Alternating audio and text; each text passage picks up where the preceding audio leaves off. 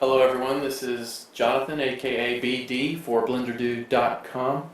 Today's video is number 1 in what I hope is going to be a 5-part series demonstrating for you the differences between the Blendtec Total Blender and the Vitamix 5200. If you happen to be in the market for a high performance blender and you've done your homework correctly, there's a great chance your choice is coming down between the 5200 and the Total Blender. They are both phenomenal machines. You're going to be happy with either one. The ultimate goal of the videos is not to crown a champion. I'm not trying to determine which one is better. What I want to do is point out the subtle differences between the two, and maybe you will pick out differences that steer you toward one or the other. My goal is for you to find the best one for you. And hopefully we can accomplish that through these 5 videos. Today's is going to attempt to determine if there's any significant power difference between the two machines. And the way I've chosen to do that is to do a vegetable juice or a smoothie. Now this is not a recipe out of either book. You're not going to find this in the Vitamix recipe book nor the Blendtec. This is just a set of ingredients that I've chosen that I happen to like, that I hope will put these machines to the test, which is the goal of the video. Now if I were using the Blendtec recipe book, it's going to tell me exactly what ingredients to load in the jar and exactly which pre-programmed blend cycle button to use. And if I do that, I'm going to get a perfect result every time using these pre-programmed blend cycles. But if you're using your own recipe, you may not want to use the blend cycle buttons. You also have the ability to operate the machine manually with the speed up and speed down buttons. The Vitamix is completely manually controlled. So in my opinion, the best way to determine if there's any power difference is to use the exact same ingredients in both machines, run them for the exact length of time on the exact same speeds, or as close to the same speeds as we can possibly determine. And to do that, I'm going to use the manual controls with the Blendtec. Now I've seen plenty of Blendtec versus Vitamix videos online. You probably have too. Not all of them, in my opinion, are doing the consumers any favors. There's a lot of misuse in these comparisons. Not every video shows the correct way to use the machine. They're not using similar ingredients. They're not using the tools that come with the machines. I've seen them both run simultaneously on the same outlet. You cannot do that and get satisfactory results with these machines. These two machines together on high speeds are pulling close to 25 amps. There's no standard kitchen outlet that's going to be wired for 25 amps. You're going to have either 15 or 20 amp circuits in most kitchens. I run into this problem all the time when I demonstrate the machines in the warehouse clubs at my road shows. I have to share power on the same circuit with every other demonstration going on in the club. It definitely affects the machines. Now don't be scared. They're not going to be adversely affecting your kitchen. If you don't run them at the same time as you run everything else, then you're going to get great results with these machines. So let's do this. Let's go ahead and run the machines. Let's do this demonstration. I'm going to use the same ingredients in both. We're going to start with some Roma tomato. Now in general with these machines, you want to load them with the more liquid ingredients lower in the jar. The Roma tomatoes are very high in liquid. We're going to add some cucumber. The carrots are very high in fiber. This is a good test for the machine. Didn't put the cucumber in the Vitamix. Let's do that. Here's the carrot. Here is celery. This is a great test for any blender simply because it's very high in fiber. It's very stringy. In fact, a lot of regular household blenders will not handle celery just because that stringy fiber gets caught up in the blades. Here's some, for flavor, I'm using some sweet peppers. You folks may recognize these ingredients. They're relatively readily available. This is fresh baby spinach. And this is kale. One of the best foods on the planet in terms of nutrition. Now these ingredients are optional. I add this just because this is what I like. I'm going to add a little bit of water. This is about 4 ounces of water in both jars. I do this just to make this juice a little bit more liquid so I can enjoy drinking it a little more. I've got a lot of fiber in here. I don't want it to be like a sauce going down. I want it to resemble a juice. These are not juice extractors. We're not squeezing out the liquid like a juicer will do. We're utilizing every part of the fruit or vegetable that's good for us. So I want to make this a little bit more liquid to coincide with all the fiber we're getting as well. I'm going to season it with a little black pepper.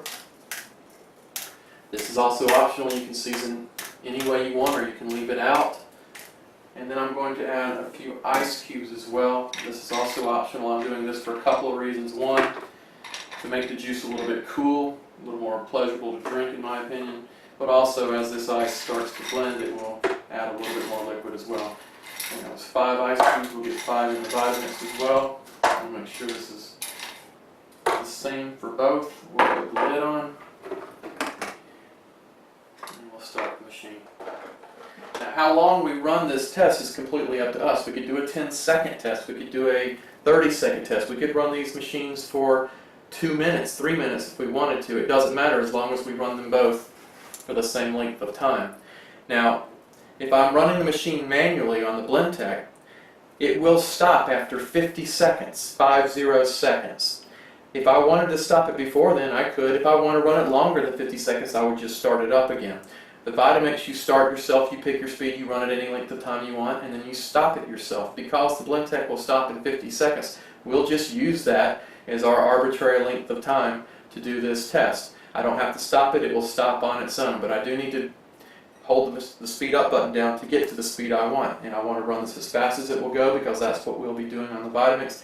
That's speed 10. So let's go ahead and do this test. If there's any significant difference after these machines stops, we should be able to tell when we pour the results in these glasses.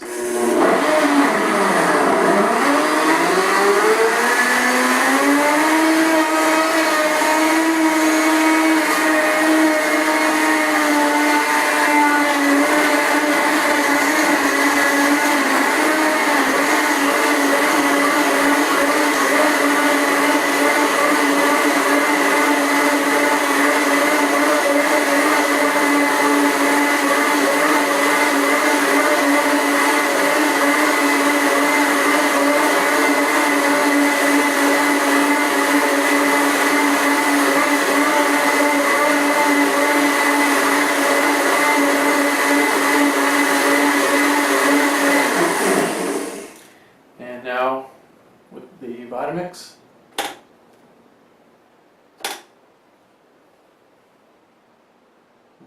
Just bear with me, I'm getting my timer set and we'll start.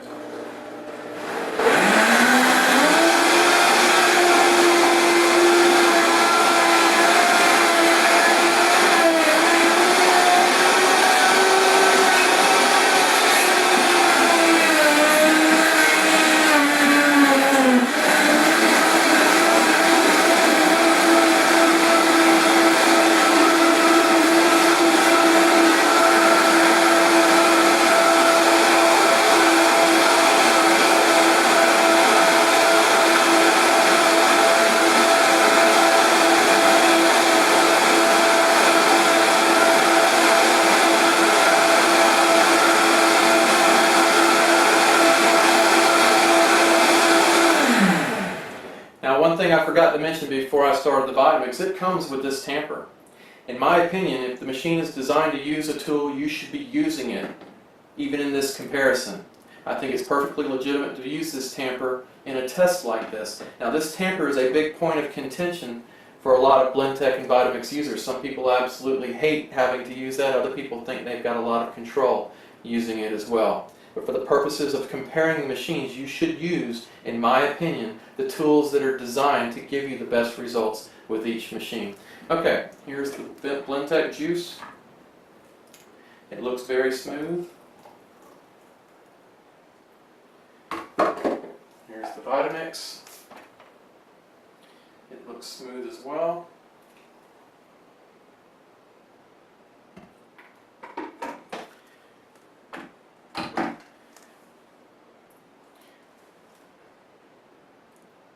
Blendtec, Vitamix. I don't know if you can discern any difference. Just in looking at them, you may have to take my word for this. I do not notice any difference. Bear with me, I'll try them. The Blendtec is thick but very smooth. The Vitamix, thick and smooth as well. Honestly, I cannot tell any difference between the two. They're both great. No discernible power difference as far as the results go. Please check back for the remainder of the videos in this series. This is Jonathan with BlenderDude.com. Have a good day. Hello everyone, this is Jonathan aka BD for BlenderDude.com. Today's video is number 1 in what I hope is going to be a 5-part series demonstrating for you the differences between the Blendtec Total Blender and the Vitamix 5200. If you happen to be in the market for a high-performance blender and you've done your homework correctly, there's a great chance your choice is coming down between the 5200 and the Total Blender. They are both phenomenal machines. You're going to be happy with either one. The ultimate goal of the videos is not to crown a champion. I'm not trying to determine which one is better. What I want to do is point out the subtle differences between the two, and maybe you will pick out differences that steer you toward one or the other. My goal is for you to find the best one for you. And hopefully we can accomplish that through these 5 videos. Today's is going to attempt to determine if there's any significant power difference between the two machines. And the way I've chosen to do that is to do a